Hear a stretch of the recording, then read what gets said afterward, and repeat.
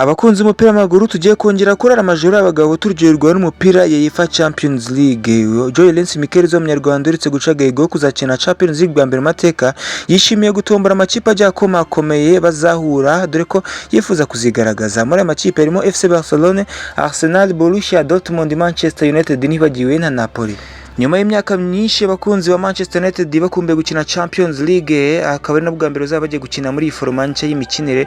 Manchester izahura na Bayern Munich, Atletico Madrid, AS Roma, Sporting Lisbon, Leipzig, Villarreal, Saba ndetse na Como. Arsenal de Ghana zatsindiwe kuri finali bushize izahura na Real Madrid, Bayern Munich, Borussia Dortmund, Real Betis, Lille, Napoli, Saba ndetse na Slavia Prague. Man City ishimiye kuzongera kwakira Rodri uretse kwerekeza muri Barcelona, Paris Saint-Germain, Sporting, Porto, Napoli, Leipzig, AEK Athens ndetse na Rennes. Real Madrid ifite Champions League nyinshi kuruta izindi zahura na Inter de Milan, Arsenal, PSV, Roma, Leipzig, Shakhtar, Lask ndetse na AEK Athens. Liverpool de Cops zahura n'izirimo Atletico Madrid, Inter de Milan, FC Porto, Club Brugge, Villarreal, Fenerbahce, Rennes ndetse na Lask. FC Barcelona zahura na Man City, Paris Saint-Germain, Aston Villa, Sporting, Galatasaray, Como na Saba. Reka nsoreze kuri Paris Saint-Germain twaye yerutse Luis Enrique na Ferran Torres bagiye kongera guhura na Barcelona bavuye mu bazahura na Man City, AS Roma, Aston Villa, Galatasaray, Villarreal, Slovan Bratislava na Como. Mbibutse ko umunani za mbere zatazikomeza 16 zikurikiyeho zikine barrage, umunani za nyuma yatezezererwa n'ikipe ubona yatomboye nabi bigoye kizakomeza. Nitwa Generalist Gibrus. Ciao ciao.